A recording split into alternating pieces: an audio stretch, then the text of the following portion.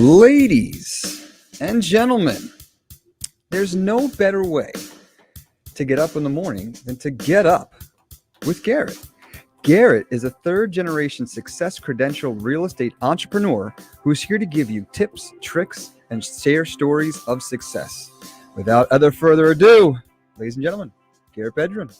Good morning, Dougie. Good morning. All right. Happy Hanukkah. Absolutely. Whether you That celebrate started or at now. what, Monday? Yeah, we started halfway done. Halfway done. We have spun the dreidel. We have lit our candles. Nice. The kids are enjoying. You know, it used to be Nice. growing up, I got one present a night. Yeah. For some reason, there seems to be 17 presents in my dining room. I don't know the math. My parents learned real quick. We used to celebrate both. I'm a hybrid. So we used to celebrate both, and that ended real quick. I mean, it's just incredible. But, you know, it's like Thanksgiving this year. It's really close, right? So Yeah. I hope you had a nice and healthy I did, I Thanksgiving. Did did. you carve some turkey or Yes, ham? yes, Or yes. It was great. No, we had the turkey. How about you? Everything was great. Yeah, it was great to be in my in-laws' house and to have like all the side dishes. That's Yeah. how I knew kind of we're headed down that fourth quarter of COVID. Everybody, my mother-in-law was happy to make all the side dishes. It wasn't Mhm. like a poor man's Thanksgiving. Okay? It went all out. We had a lot of carbs, carb coma, Nice, as nice. my wife would say. Side dishes are key. What's your favorite side dish? Wow. Thank you for putting me on the spot. I Yeah. would Should I say put the ticker on? no. Lightning round? Definitely, we've got the cornbread stuffing, right? Nice. Cornbread Um, stuffing. Yeah, cornbread. Or it was cornbread on top of, and then I think there may have been like cornbread on top of sweet potatoes, actually. There was two. There was a Wow. traditional cornbread stuffing and then cornbread on top of sweet potatoes. So somewhere in there. Sweet potatoes is my jam, especially with the marshmallows and the yeah. raisins and stuff in there. Everybody loves that. But if you could put cornbread, I like cornbread and there's too. butter. There's a lot of butter in there. I Wow. don't want to lie. There's a Wow. lot of butter in there. I have to look this up. And, you know, we had some ham. Jews also love ham, some Nice. of us, right? So we were happy about that. Nice.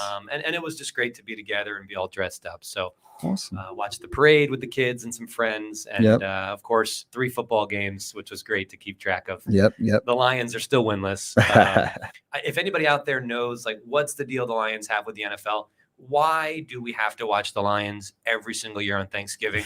My uncle Mitch Slater has Yeah. gone to that game probably every year for 25 years, let's Mhm. say, pre-COVID. Yeah. But like, where is that contract? I'm so sick of people saying, well, that's the way we always do it. No, that's bullshit. Like, we don't talk about that. That's the way we always do it. And something is failing. Let's make a shift here. Like, we got to get the Lions off so- TV. So I'm gonna throw the NFL under the bus a little bit. So like the Cowboys normally play the Redskins, Cowboys and Indians. It's like tradition. I Well, don't know why. They have changed their name. Yes, now. they have It's the changed their name. Washington Football Club. And they got kicked off Thanksgiving, as you saw. So, but why the Bears and the Lions? I don't know. Maybe because they're both animals. I don't know. No, the Bears have nothing to do with Thanksgiving. That was just the schedule, the date. It's the Lions and the Cowboys. Yeah, they always play. Okay. They always play. All right. And you know what? Frankly, the Cowboys, I think the issue, you know, well, it's America's team and we're celebrating America. So I get that. But Mhm. I don't understand, what are we celebrating about a Detroit organization that has had how many winless seasons, Yeah. haven't made the playoffs in a year? I mean, there's From- nothing good there to celebrate. Yeah. Like- well, from what the only games I remember are Cowboys and Indians and Bears and Lions. So I don't know how Yeah. long the Lions have been. It's all I ever know, and I don't know just how don't- long they had like, this contract. We're not celebrating the Fort Etzel anymore. Like, what the hell is so great about the Detroit Lions? So Yeah.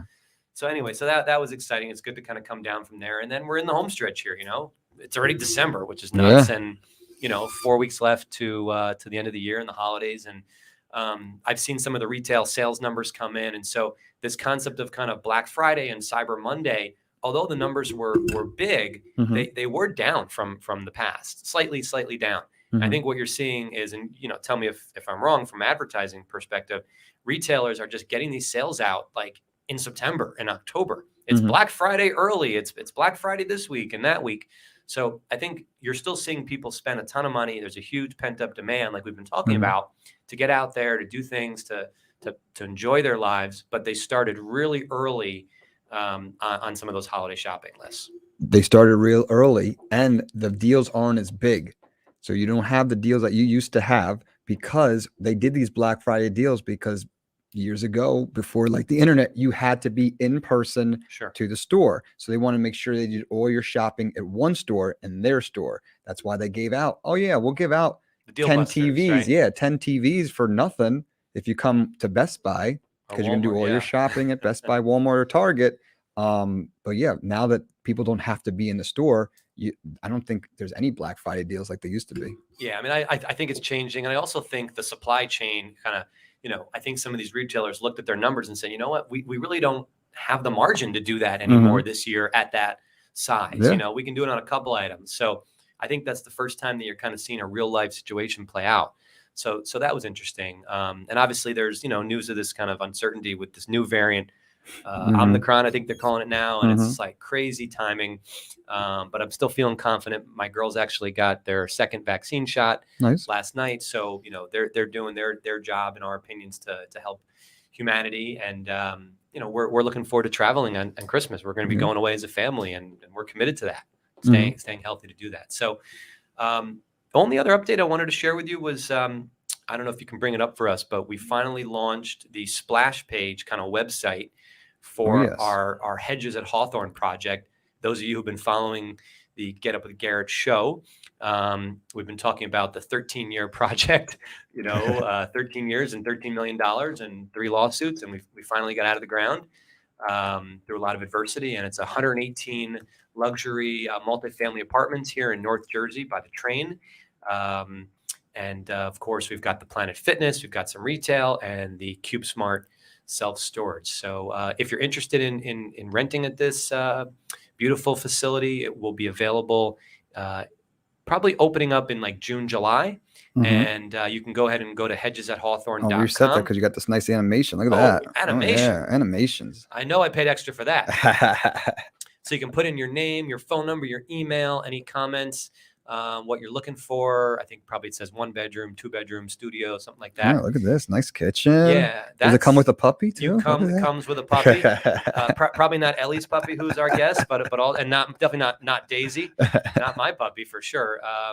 But if you keep scrolling, these are just some images to give you a feel. But that's the kitchen. That's a beautiful kitchen. Yeah, and it's based on how big your computer screen is. When you open it up, you can see the fridge. Nice. I promise, folks, we're giving you a fridge too. Let's see. Can I get the fridge? Can I get the fridge? I don't know if you can get it. Maybe you have to go. Oh! We got a little fridge. There's a little fridge right there. So that's the kitchen. It's a 2-tone kitchen look. You've got the lower cabinets are in that wood grain. Upper cabinets are in white. You've got kind of almost seamless hardware. It's barely there. Very luxurious. You've got stainless steel appliances. Obviously, your microwave oven. You've got gas cooking with the knobs in front on the stove. You've got a little wine storage above the stainless steel refrigerator, which has those the French doors, I think they call it, and dishwasher. So just a really nice touch, very clean, very modern. We're excited about that project. So if you're interested, come on, get on the VIP waiting list. We will keep you up to date as we get closer. And very nice. And that's that. Yeah. So I wanted to introduce our guest if she's ready in the green room, enjoying her green M&Ms and her caviar. So was that a comment from Jeff Krensman? I'm sorry, we missed. Yeah. He said kitchen looks awesome. Jeff is a great cook, by the way. Nice. And Jeff, being the owner of the barbecue grilling company or barbecue cleaner, yes. Excuse me, barbecue cleaning. Would know a good kitchen if he saw one. Absolutely. So our guest today is Ellie Perlman from Blue Lake Capital. Ellie, can you hear us okay? I can hear you guys. Good morning. Good morning and good evening. And in case Ellie has not been asleep, good afternoon, because Ellie has been traveling all over the place. She just closed on a tremendous deal in Atlanta, and she just moved her family to Santa Monica area, LA area, California. So she's been a whirlwind. So we appreciate you staying up all night or waking up early and spending some time on the Get Up with Garret podcast. So it's really great to see you. I appreciate you coming on today. Yeah, absolutely. So Ellie has such an interesting background. She actually grew up in Israel and has been a real estate lawyer and is a owner and syndicator, manager of multifamily properties throughout the country. And I'd love you to take a few minutes and just kind of tell your story. $80 million property. I mean, where does that kick off? Tell us like what it's like to grow up. And, there's this classic story of you sweeping the floors in your synagogues when you were 9 years old. Tell me the start. How do we do that? Yeah, it actually starts, my story starts more than 30 years ago. So it's not like I, started a business and all of a sudden I'm buying those huge deals. But I grew up, to a very, very poor family. And I think I was about 9 years old or so when I realized that, hey, we're actually poor. And, my friends, my good friends at the time made sure to, that I would know the fact that we're poor. So I thought it was, back then I thought everyone was getting, those anonymous big boxes with food before the holidays and got closed donations from strangers. And I thought that was, that was my reality. So it wasn't anything special until one day I went to school and realized that I was wearing someone's PJ. It was a Mickey Mouse shirt, and I was excited. I never had anything so fancy because you need to pay money for those brands, right? So I didn't own anything that had Disney on it, and I didn't know it was someone's PJ. For me, it was a very expensive, luxurious shirt. I wore it to school, and then one of my friends basically pointed out on me and said, "Why are you wearing a poor people's, shirt? I donated this to the poor. My mom made me give it away." And I realized, okay, so I'm one of those people. So Um, wait, Ellie, it was yeah. that person who donated it that called you out on it? It Yes. was theirs, their former pajamas? Yep. Exactly. That's that's incredible. My kids I'm always pushing them to donate, other clothing, things that they haven't worn in a while. And it's funny. I once, well, we do it all the time, of course. And then my cleaning lady showed up wearing a jacket I gave her. I said, "That's nice. I like that." It was like a Lululemon sweatshirt. She goes, "Oh yeah, I liked it." Oh, I that's said, "Great, nice. enjoy." Okay, go ahead, continue. It's funny. And so, that moment, I remember it. I was so, small, but I remember it because it was the moment that I realized that I'm actually, different.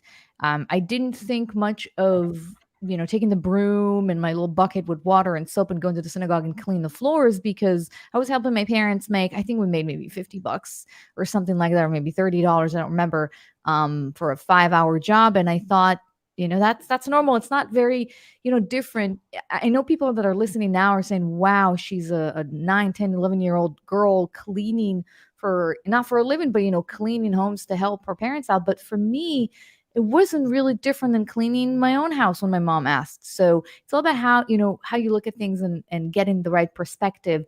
But as I was growing older, I realized I made the decision that this is not going to be my life. I want to create something better. And I, for my future kids. And I remember that I was standing in front of our door, which was filled with stickers and kind of um, sort of falling apart. And I looked at all the old stickers. I remember that moment and looking at that door and saying, this is not going to be my life forever. I'm going to change this. I don't know how I'm going to do it. I don't know when I'm going to do it, but I know I will do it. And right there, right then, I decided that things are going to be different.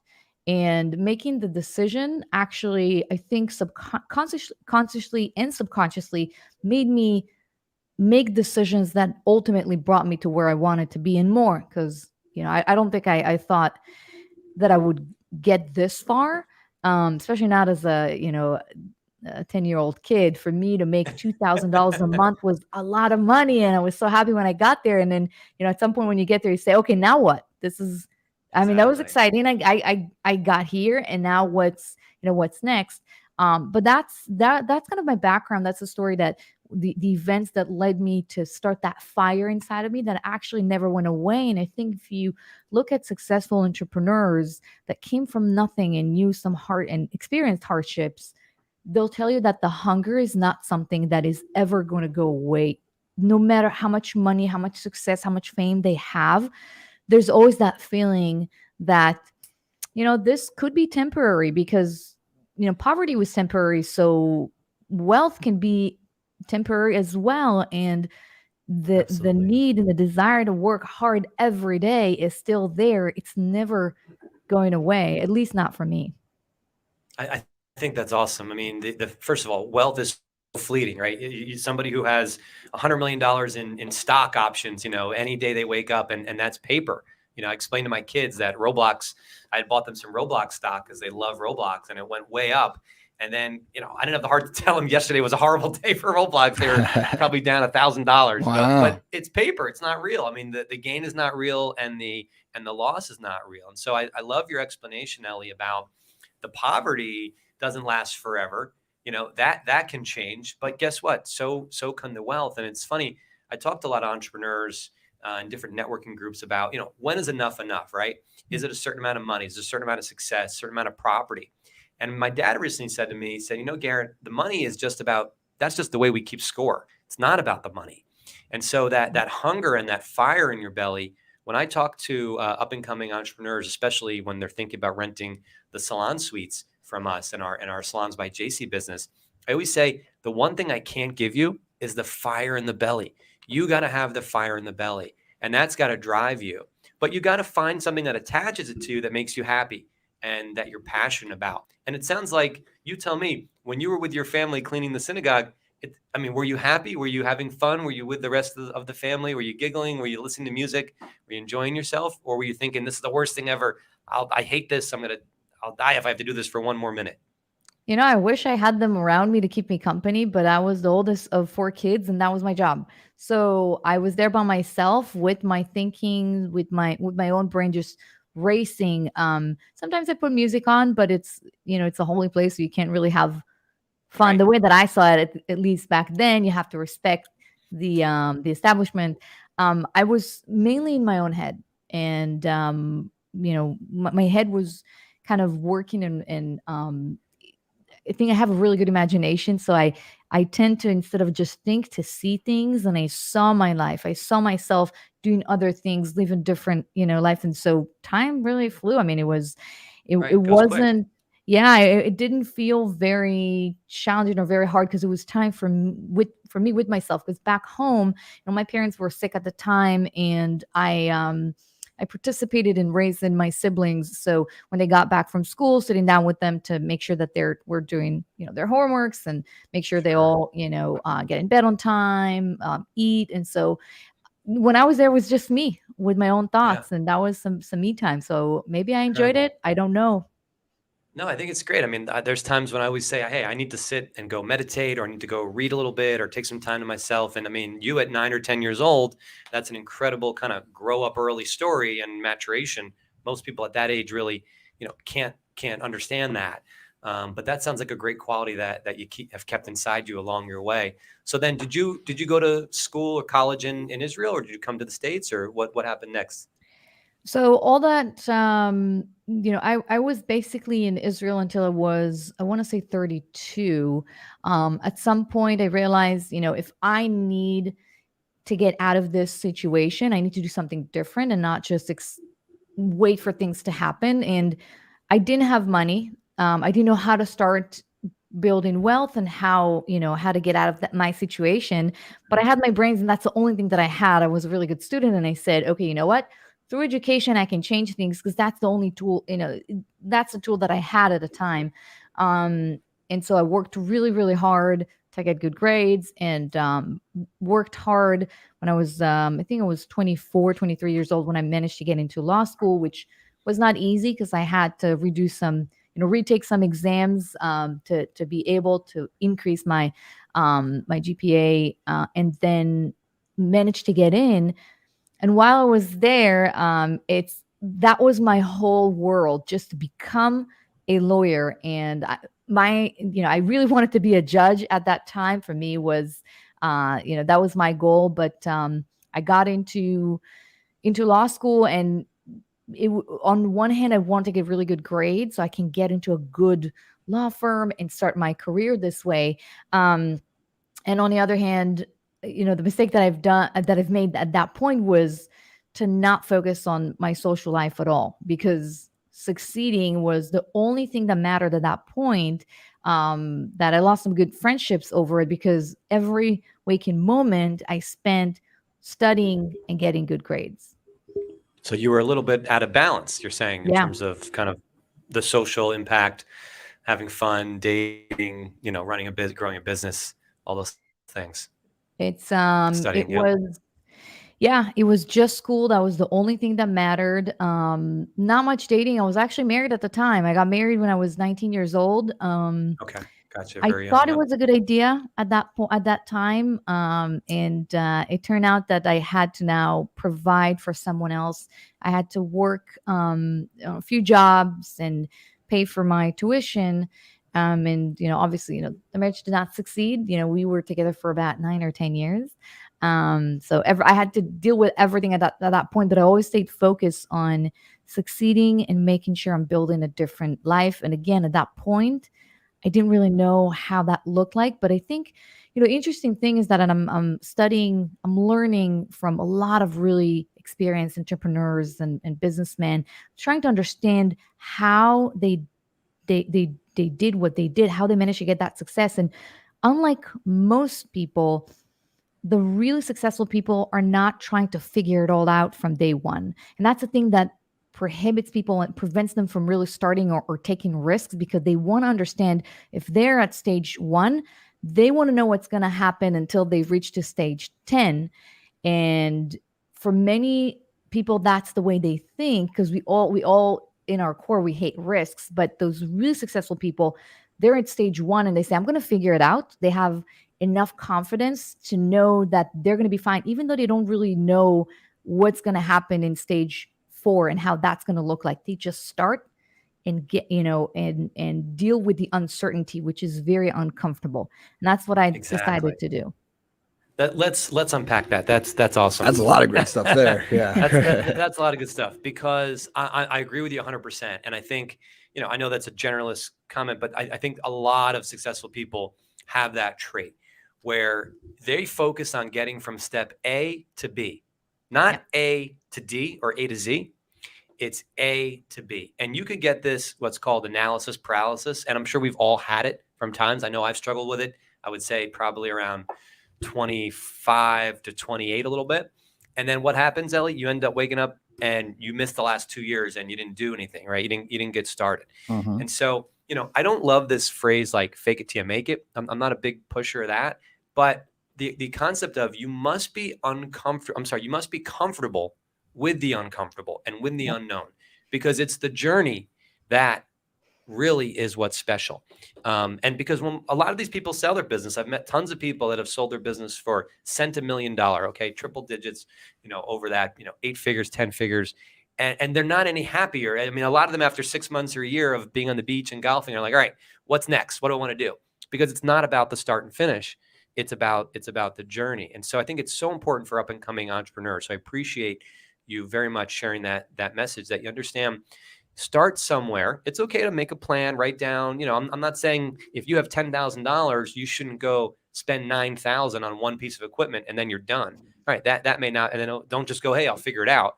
But don't be so focused on A to Z. Start with A to B. When you get to B, then you'll go from B to C. When you get to C, you'll go from C to D. When you get to D, you go to D to E. That's just how it works, time and time again. You agree with that? Yeah, 100%. And it's scary. It's scary to start something without knowing exactly what is step number 3, 4, 5, and 6, because we all hate risks, or most of us, and we hate to lose. And when you don't know what's ahead of you exactly, when you don't have an exact roadmap, you basically, you do increase your chances of losing or making a mistake, but you also increase your chances of succeeding big.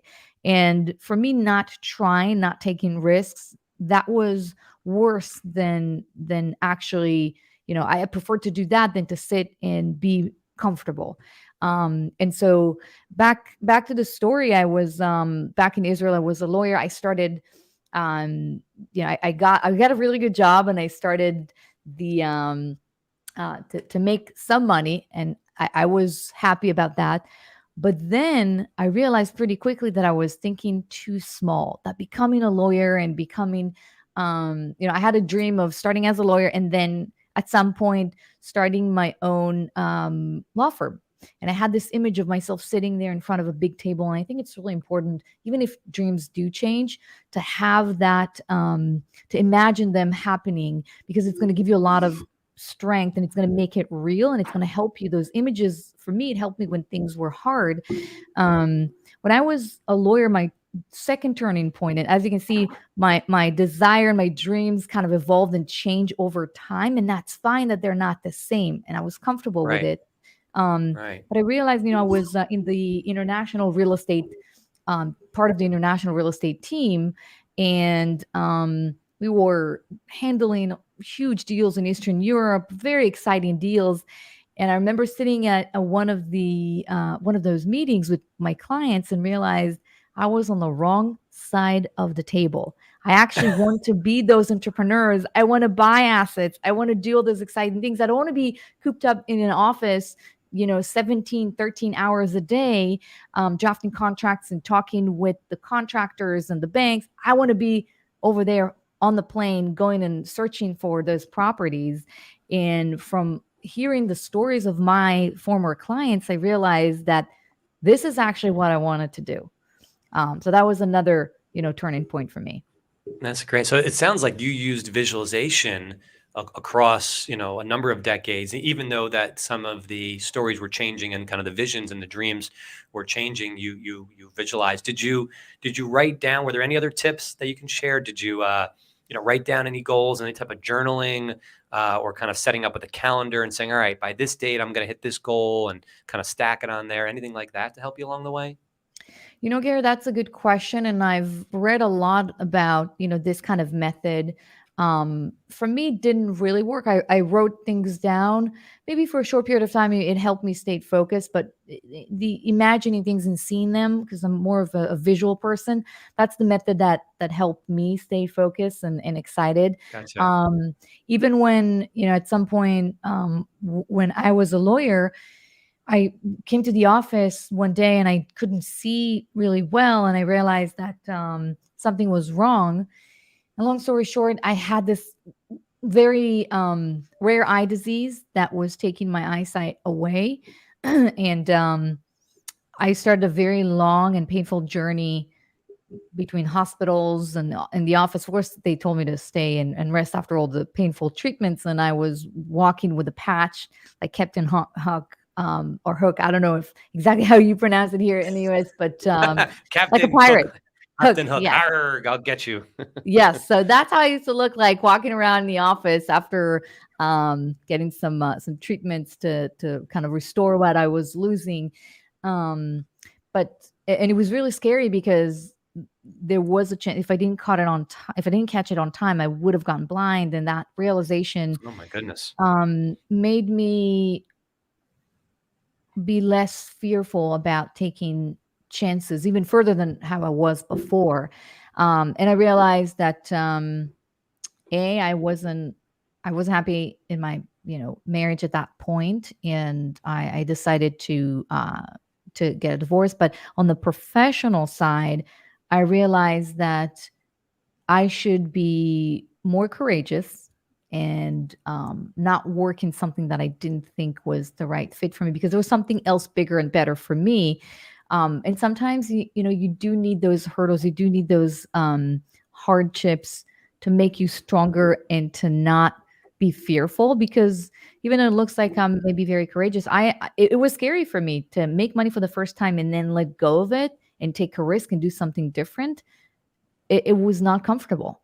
And that disease helped me face it, because this is not comfortable, but losing your eyesight is it's a lot scarier. And you've gone Right. through this. So what's changing jobs? That's really not that scary. Incredible. That's unbelievable story that both, you obviously grew up sweeping the floors in the synagogue, and now of course you start to move, have your own law firm and do all these things, and then you just wake up one day and your eyesight starts to seriously diminish. And how are you feeling now? I mean, this is totally beyond you. It's totally done, or? Yeah, for the most part. There's some my eyesight is not 100%, but it's 95%, which I All right, good I enough, can right? manage. I it's good enough to see what assets are good assets to purchase, and so That's so it's because fine now. there's a lot under the hood, right? Just looking at it is not, you can't judge a book by its cover. It's funny. I want to add one more point on all this.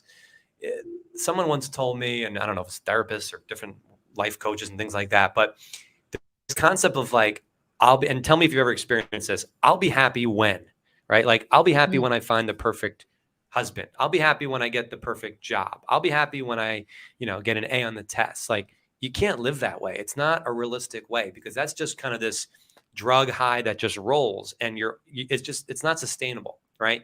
You've got to be able to look around and say, I'm happy, in the home that I live in, which is, it's got a TV, it's got heat, I've got running water. Like, you have to focus on the 99% of the things you have, not the 1 or 2% of the things you don't have, because someone's always going to have, a faster car. They're always going to have a fancier house. They're always going to have some, new pocketbook or a pair of, diamond earrings or something. They'll be a little bit bigger than what you got from your husband or your boyfriend, whatever.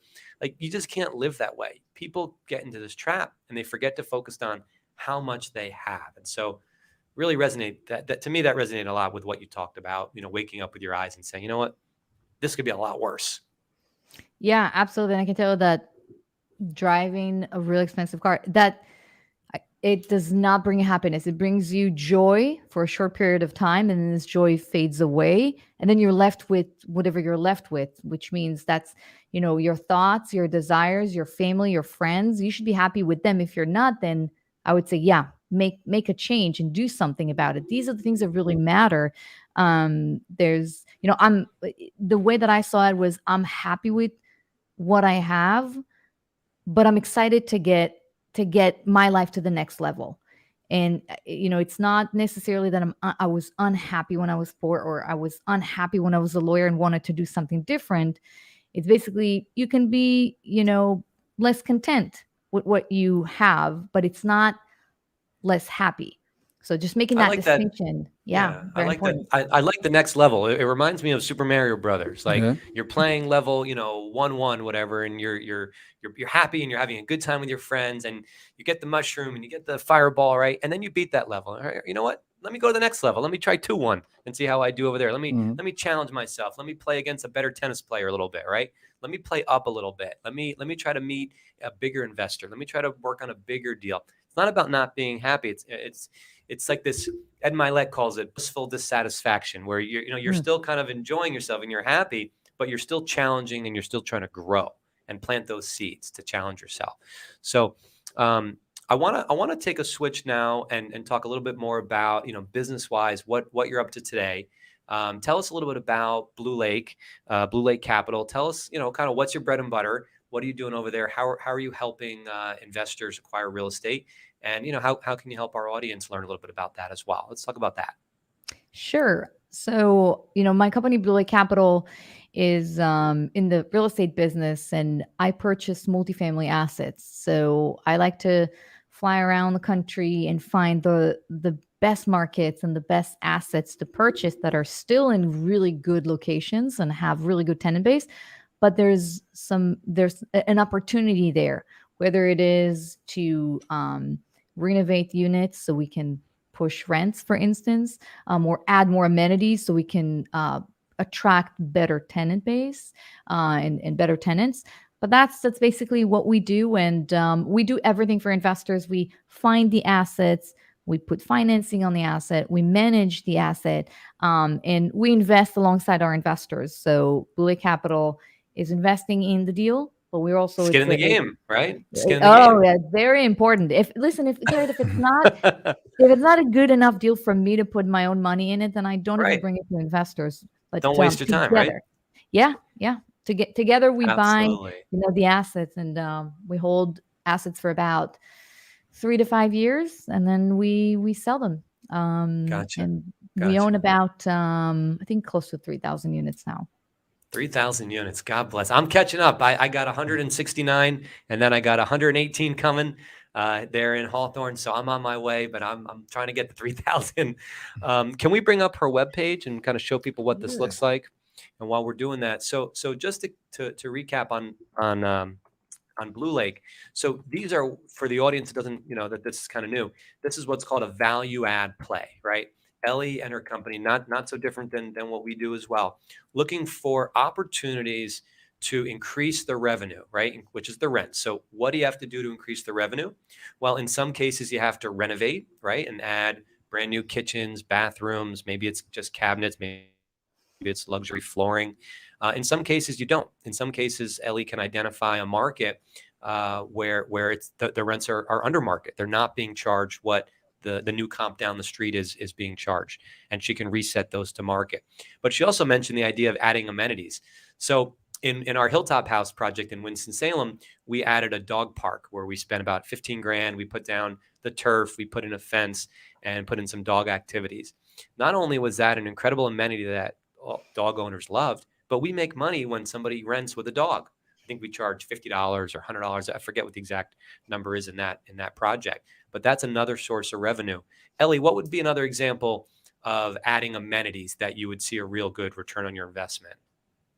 One big thing is Amazon lockers, which, a lot of tenants today, they shop online, they order, stuff on Amazon on a monthly and sometimes weekly basis. And Daily. instead of a daily, well, in my house, daily. But we do bring, Amazon lockers to properties, and not all of them, because of course we do the analysis whether this is something that is suitable for a tenant base. If it's a bit older, then they don't tend to shop online as much. But the younger, tech savvy tenant base is basically it's something they really, really like. Okay, so what's an I mean, I know what it is, but for the audience that doesn't know, what's an Amazon locker? So basically, it's a facility. Think about, when you went to high school and you had just a locker room. It's the same. It's well, I'm not going to get into the cost, but when you order something from Amazon and you live in an apartment building of 300 units, instead of going to the leasing office and between 9 and 5 and get your package, you get an email with the code and a number of a locker. So you go to the lockers and you get a code. You go, basically your package is waiting for you in let's say in a certain, one of those boxes, in box number 20. You enter the code that the office sent you and you just take your package. So nobody also can steal it if it's outside your porch, for instance. And this is something that we charge everyone, regardless of whether they're using Amazon lockers or not. It's part of the amenities. It's like an amenity fee that we're basically, charging. Sure. So it's really, I think the key word is it's a secured storage facility that you're basically offering to your tenants now, where, and in my understanding, and by the way, Amazon's not a sponsor of the show, but there are other companies that could sponsor the show, called Luxor. Or there's other brands that are doing this, folks, not just Amazon. That's right. And basically these lockers come in all different sizes. So they've got the small kind of letter one, they've got a taller one for dry cleaning and for larger packages. And we're going to feature this at Hedges at Hawthorne. And basically when the package comes in, and it's not just Amazon, it could be the UPS, FedEx, the mail, whatever.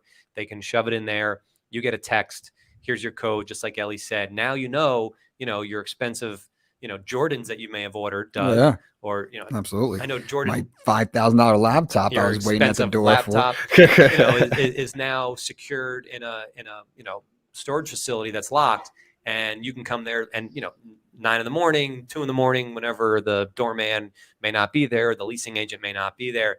So that's a really great feature that we're seeing really growing in multifamily properties. Also, you can you can wrap them.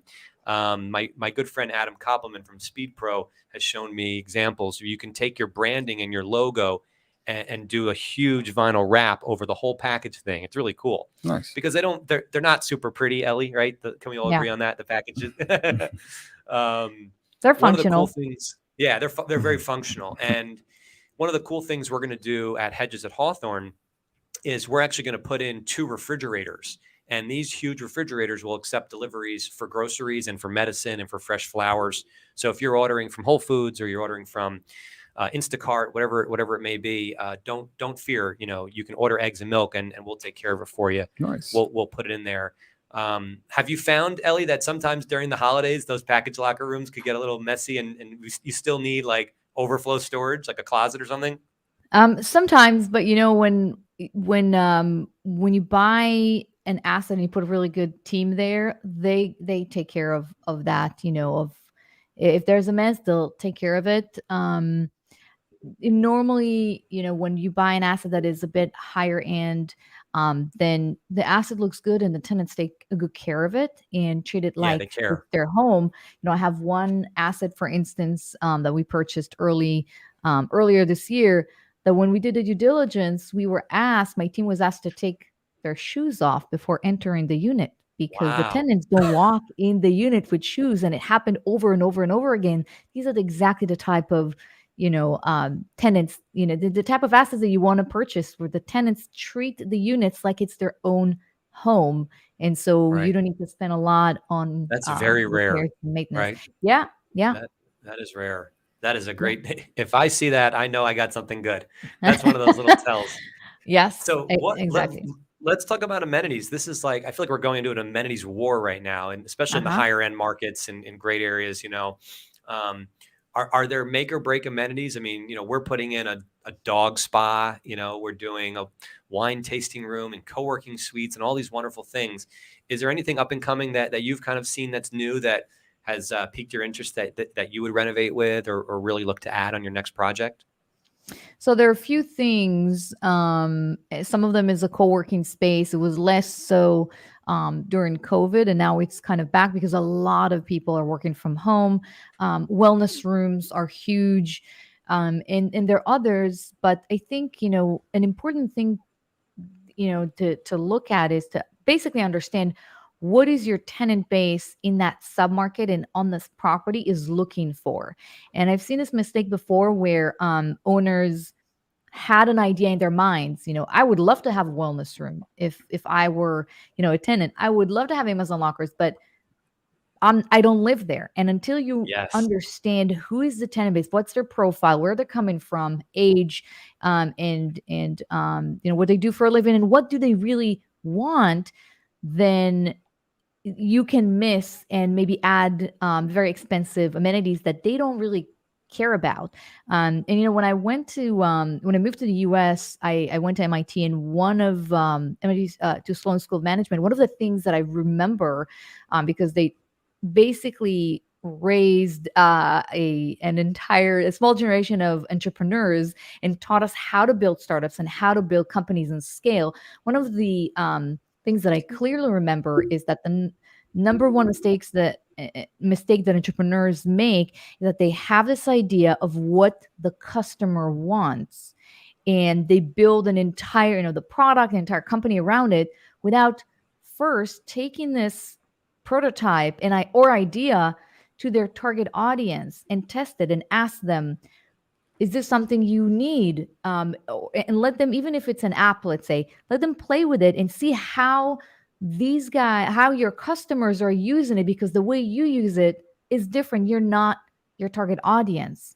And just by doing that and tweaking very early on the process, maybe the branding, the product, it really helps companies scale quickly, because it's not an idea that is in your head as an owner, as an entrepreneur. You actually brought it to market very early on. And that's the same approach that I'm using on my assets. I may think, oh, a dog park is great, but if 70% are retirees, for instance, or Don't have people without dogs, right? any dogs. Well, retirees, they do have dogs, but let's say if Yeah. 70% don't even have dogs, then you're just wasting money. What if they want something completely different?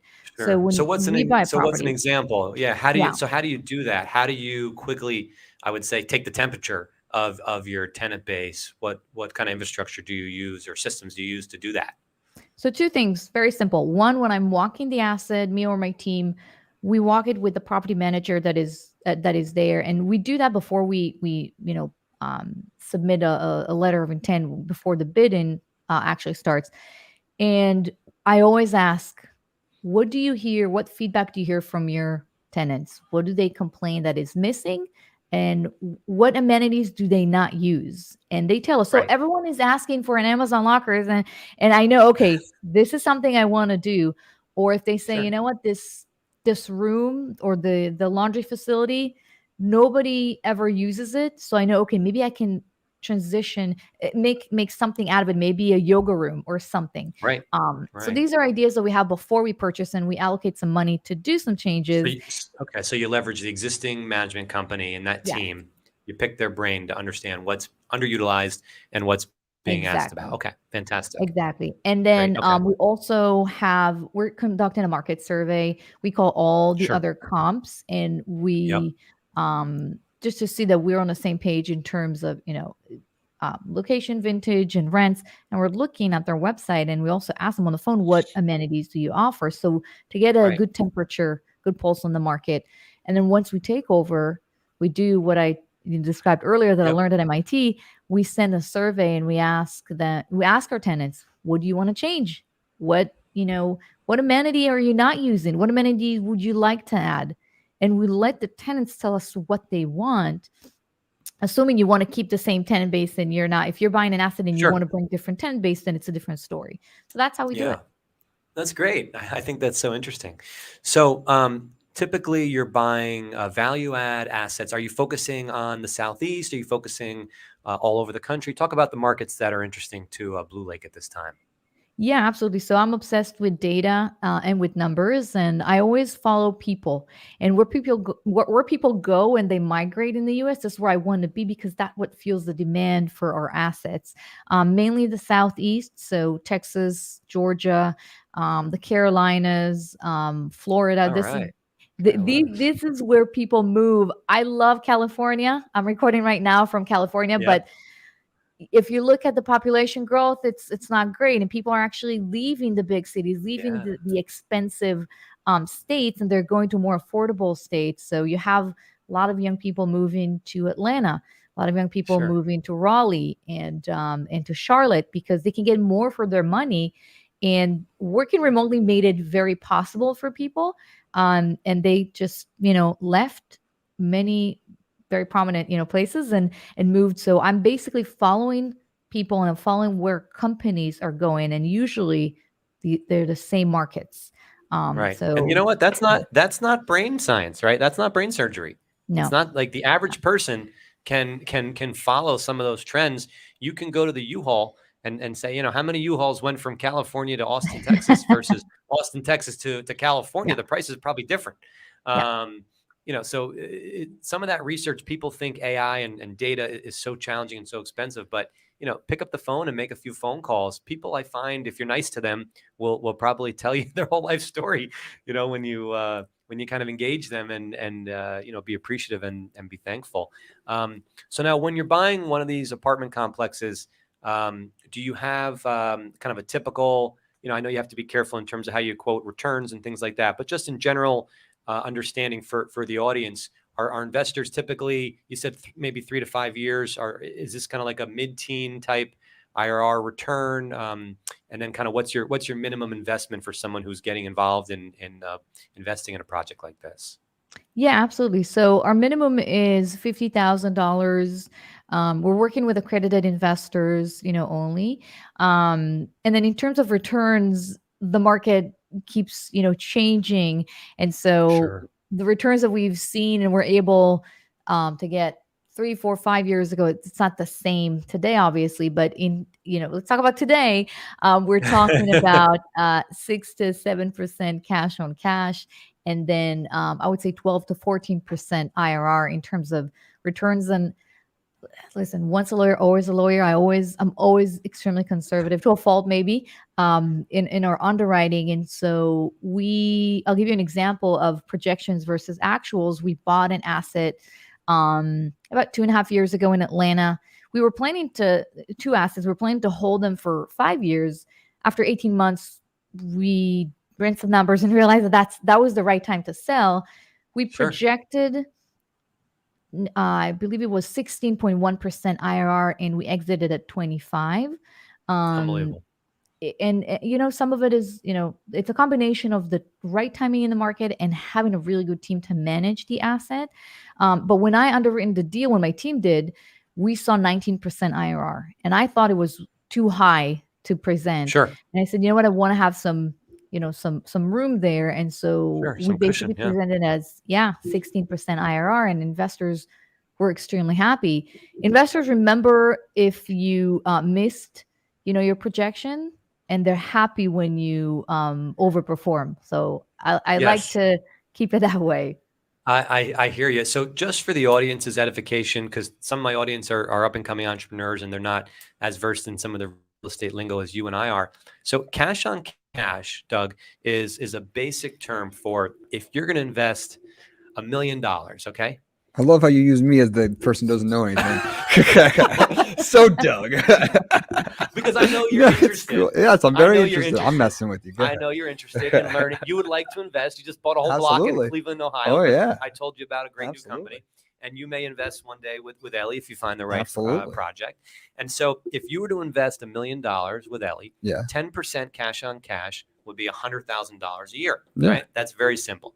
Now, that does not take into accordance the appreciation when you sell it or paying down the debt, because every month you have a little bit of interest payment, a little bit of principal payment, just like your home. So IRR is a very complicated formula that you do in an Excel spreadsheet. And basically IRR takes into consideration not just the cash that comes in, but also the cash that you put in, and the concept of time value of money that, well, the $1 million you invested could have been earned somewhere else and whatever. So it takes all that, plus it takes the repayment of the principal back to the bank. And of course, if Ellie bought it for 10 million and she sold it for 15 million, there's a huge profit there. So it calculates all that. So that's when she says, 16% IRR or 18% IRR, that's at the termination, at the end of the deal, when you kind of look back and say, oh, over those 3 years, although she only distributed 6% to me, I really got on an average 16% a year. So that's the difference. And those are really the numbers that prospective investors need to understand and need to look at. Now, based on the type of property you buy, to Ellie's point, multifamily has just become in fuego like crazy. I mean, everyone's buying multifamily. So things that maybe Ellie bought at a 6.5 cap or a 7 cap in certain markets are probably 5 cap or lower in certain markets. So she may not be able to hit the return she wants to hit. She may not be able to buy that asset any longer, right? You may have to look at a different market or kind of an up and coming area, and that's part of the job, is kind of helping investors find those things that you can't necessarily find yourself. I just lost my thought for a second. Well, it sounds a lot better than having your money sit in a bank account. That's for sure. Absolutely. That you get no money from. Absolutely. And look, when you invest in real estate, as Ellie will tell all her investors, I'm sure, it's an illiquid investment. There's always risks, right? We have no idea if 10 people are going to wake up one day and decide to move across the street, and then 10 more. I mean, certainly that's unlikely, and you diversify. But I love the idea of under promise and over deliver. And by the way, Ellie, it's okay. Like, here's my philosophy, and I think you agree. And I learned this from my dad. It's okay to pass on a deal. Like, an investor would much rather you pass on a deal that you were wrong on. Like, let's say you thought the deal, you did the underwriting really conservative, and it said don't buy it, and it ended up being a huge home run. That's okay to miss one, but it's unacceptable to buy one and then lose your investors' money. I will lay in the road to give my investors their money back. And so I think that's an important message people should understand. It's okay to miss one that was a make. It's better to miss one that was a make than take the wrong deal. Don't just do a deal for the sake of doing a deal, right? Do you agree with that, Ellie? 100%. I read it somewhere that someone said the best deal that I've ever done was the deal I didn't do. And yeah, I think, especially when you're working with investors, so buy a little bit slower. That's totally fine. Don't just buy for the sake of buying. And we're speaking with investors, and a lot of them are asking, when is the next deal? When is the next deal coming? We say, and I keep saying, hey, be patient. You really don't. I mean, it's okay if your money's sitting in the bank for a few more months, but then it will be invested in a good deal and not in a deal that is just, average or a bad deal. And it looks like right now that everyone is making money in real estate. Everyone is successful. Right. That's not true. You just hear the success stories, like the one I just, mentioned in the 2 deals we exited in Atlanta. But what you don't hear is all the other 10 deals where, investors did not get paid for a year, where investors got paid half of what the projections were. You don't hear those stories because nobody wants to to talk about it publicly. So there's this Yep. illusion that real estate is amazing, which it is. It's not an illusion, but that everyone is making money in real estate, and it's absolutely 100% not true. So what do you think? What do you think's the future? Think about your data background. I know you love tech and just thinking about data, being data driven. Where do you see the future? What are some of the things upcoming in commercial real estate and maybe in multifamily? Because I happen to think commercial real estate as an industry it's just been such a dinosaur type industry, Yeah. and really has to wake up and quickly adapt. We're trying to do our investor stuff all now, portals online, paying distributions online. We're looking at a lot of other companies that are bringing tech forward. I'm curious from your point, where do you see things going? What are some of the things that could be helpful for real estate investing? I think actually future, the projections, that's something that needs to be taken care of technology wise. So we do work with an AI technology that predicts what the vacancy and the rent growth is going to be, and on the certain and concessions, which are all the benefits you give, the discounts you give tenants to make them come to your asset and sign a lease. So it's that technology predicts the next 2 to 3 years on a property level, because otherwise you're just guesstimating what you think you can get in 1 year and 2 and 3 years from now. And it's, like any investment, it's something you make, you use your best judgment, but it's not certain, like any investment. But I think this is where we can get better, and have more tools that can help us understand, what's going to happen in this market in the next year or 2 years or 3 years. That's part of it. And then the other part is the underwriting, which, right now is, we have our own proprietary, model, but I think just creating a very robust system that we can throw in the financials, and we can basically make some basic assumptions and have that system tell us, underwrite automatically. That will eliminate a lot of manual things that we're doing. Because the more, when you have someone that underwrites manually, they're more, you're increasing your chances of making errors, because it's human. Sure. We're all It happens. human. Absolutely. And Absolutely. it takes more time. So we spend hours on every property that we're serious about, that we want to underwrite. And things change, of course, because we have a lot of groups that put their input, from the property manager to the property tax expert to the insurance guy. I think just have someone who can build technology that can automate this whole process. That's going to be huge. I haven't seen it yet, and there's so many different ways to underwrite, so many different levels of quality in underwriting. I think this is some Absolutely. place where we can really, grow and get better as an And it'd be industry. nice to see something widely accepted too. Like, have you ever, your underwriting is going to be different than the sellers and the lenders, and maybe you have an investor who also owns Yep. a lot of real estate, may look at it differently.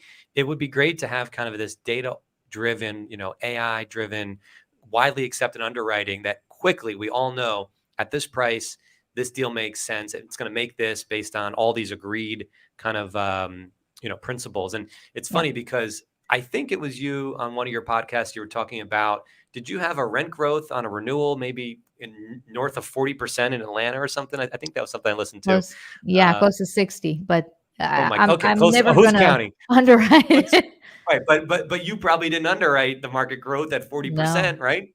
And in no. that case, maybe there was a property next door that you passed on because you didn't know that there would be such an incredible rent growth. So that's a great example of using data and technology. I'm trying to meet more capital providers, more family offices, more investors. I spent time with a great company yesterday, Revere, where it's kind of like the LinkedIn of capital advisors, and it's the future of networking and saying, hey, I'm looking at a deal, I'm looking to raise GP or LP equity, or I'm looking to raise a construction loan. And so I think there are things coming down the line.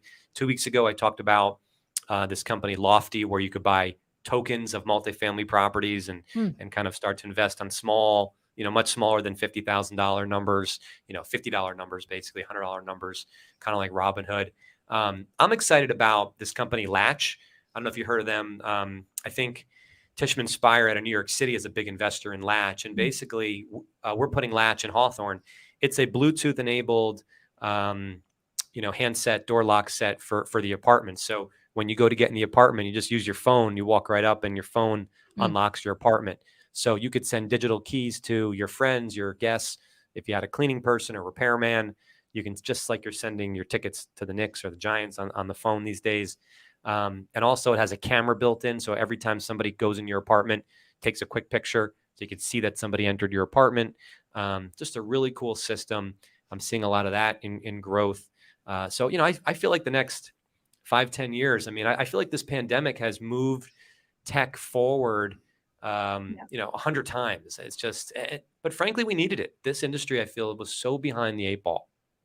Yeah, 100%. And, investors, I'm an angel investor myself. And so investors, they have more disposable income and more capital to deploy. So a lot of it in the past, I want to say 12 months went to startups. And as investors had more money and they wanted to diversify, and some of them pulled their money out of the stock market when it was, fluctuating at some point last year.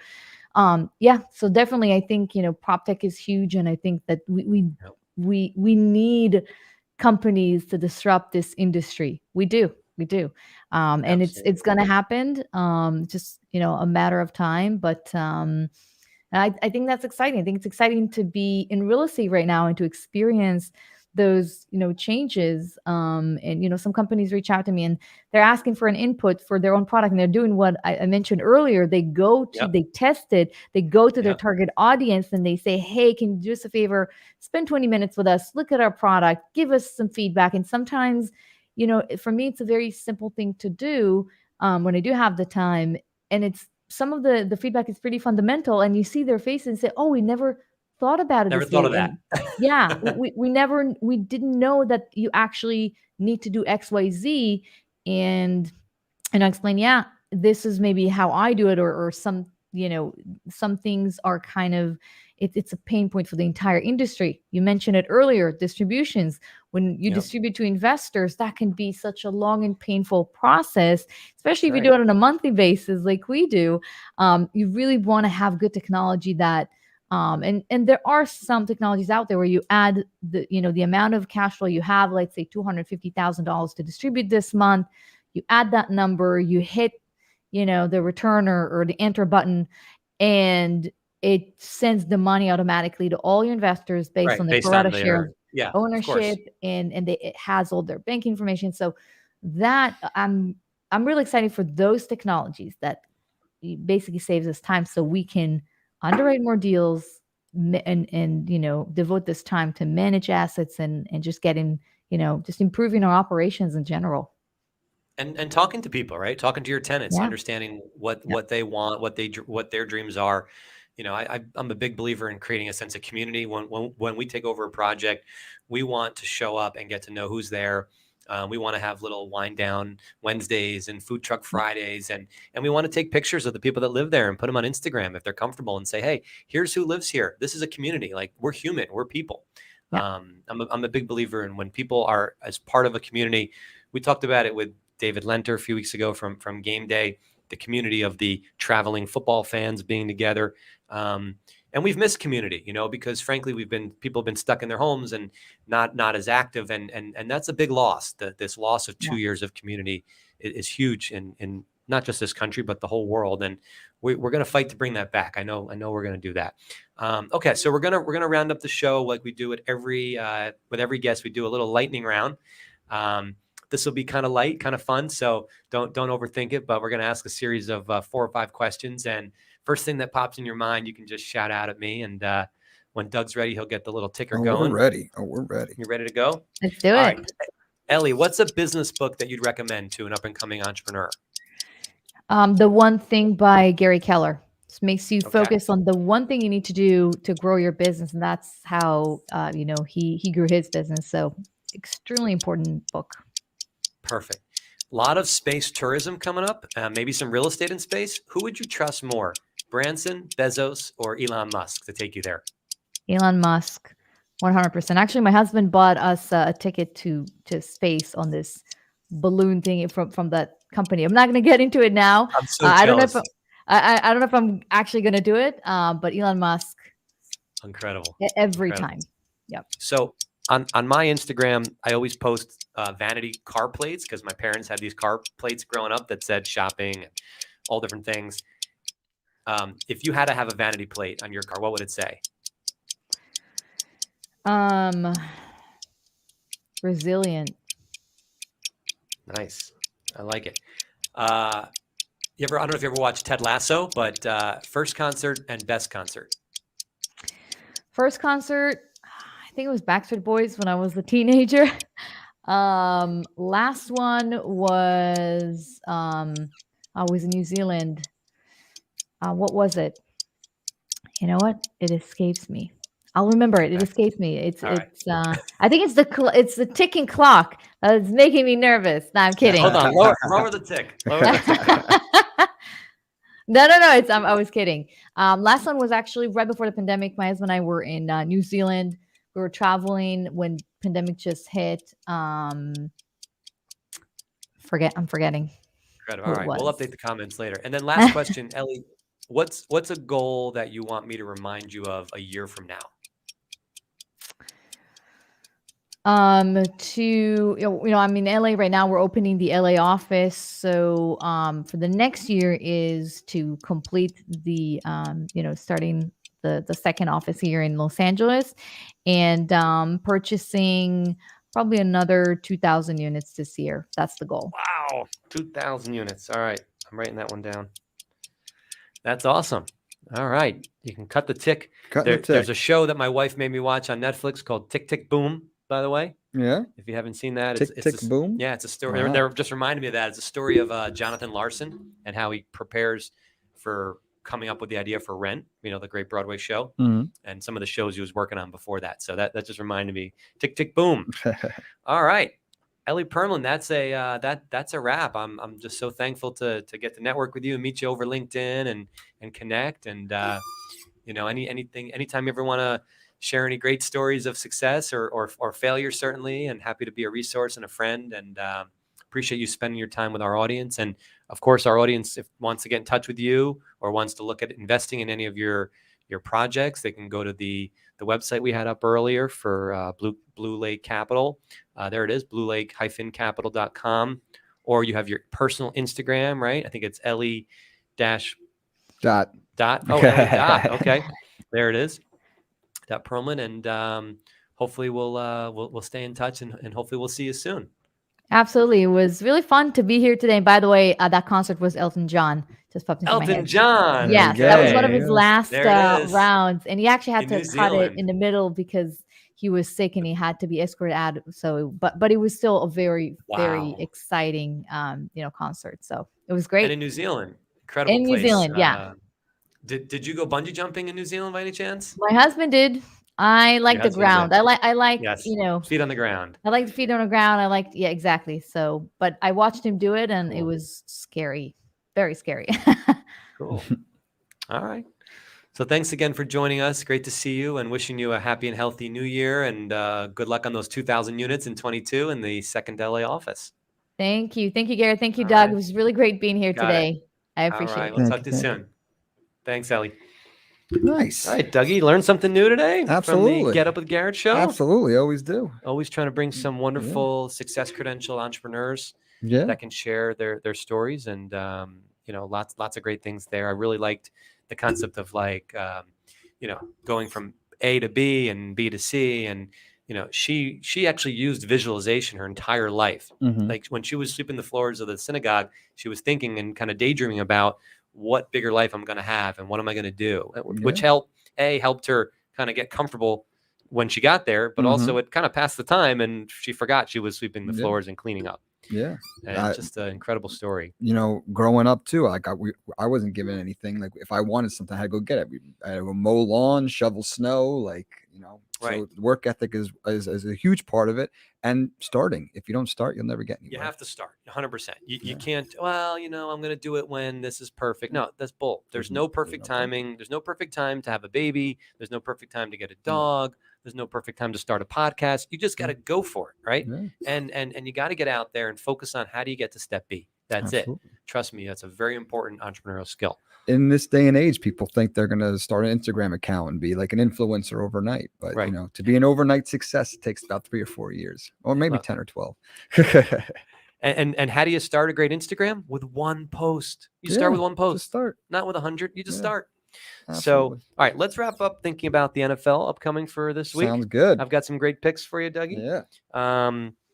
By the way, in case anybody forgot, the Giants beat those filthy, disgusting Philadelphia Eagles. Yeah, they did it. They actually did it. Yeah. They got a great win there last week. G-men, I'm baby. sure you all Yeah. saw that. Oh, yeah. I know I did. Okay, so here we go. We've got 3 games coming up this weekend. I'm actually throwing the Giants in there. We're going to start. Wow. I'm getting hot, All getting right, comfy. all right, I think I'm all getting right, feeling good about the all right. Giants. So we got the Giants traveling to Miami to play the Dolphins. And the Giants are getting 5 points on the road in Miami. They're getting 5 5 points against points. Miami. That's easy. What are you thinking, Giants, Dougie? Going with the Giants yeah, with me? 5 All right, points. Dougie and Garrett, we're together. Yeah, bro. Cool. All right. Second game is the Baltimore Ravens. Yeah. Lamar Jackson. He is giving 4.5 points playing on the road against the Pittsburgh Steelers, and Big Ben, who is becoming kind of just, oh gosh, old Ben. Like, come on. Are the days numbered, friends? Yeah. Should this guy have hung it up a few years ago or what? I don't know. Yeah, the Steelers aren't playing well. I was getting excited because you started with the Ravens. I was like, they're not playing well, whoever they're playing, but the Steelers aren't playing any better. So I'm going to go with the Ravens on that So one. we're going to go to the Ravens there. All right, there we go. I'm with you on that one. All right. Now, what is going on with the New England Patriots? I mean, this is just, I feel like I'm watching when Shaq and Kobe broke up, and then Kobe went and won rings. Shaq went to Miami and won a ring. Kobe won more rings. Like, now that Brady, like, is Belichick going to seriously go to the Super Bowl without Tom Brady and win? This would just be an unbelievable story. Yeah. You can't make this stuff up in the movies. And this Mac Jones is playing better than any other rookie, but the system is just so perfect for him and his skill set. And so the Patriots are going to be on the road against Buffalo, who's been so up and down, but has an incredible defense. And obviously Josh Allen is lights out. So what do you think? The Pats you take this because we have the same on the other two. You can take this one. So I'm going to go with I'll go the opposite. I'm going to go with the Pats getting the 2.5 at Buffalo. You want to go with I'll Buffalo? go with Buffalo. Fair enough. And it's interesting because when Tom Brady came back and played New England, that was a real tight game because that New England defense really knew what to do. And I'm thinking New England's going to slow down Josh Allen and Buffalo. So I like the points. These games can be very much. These are an inner division game. These are tight games. 1 point, 2 point, 3 points. So okay, so we're going to be together. Giants +5 at Miami. We're going to be together. Ravens -4.5 at the Steelers, and then I'm going to take the Pats getting 2.5 at Buffalo, and you're going to go with Buffalo. Be low, baby. All right, that's it. So let's take us out, and I hope everyone had a good morning enjoying Get Up with Garrett, and hope you learned something, and appreciate you commenting, sending your questions in, and following the show. Definitely give us a thumbs up on YouTube and subscribe, and look forward to seeing you guys next week.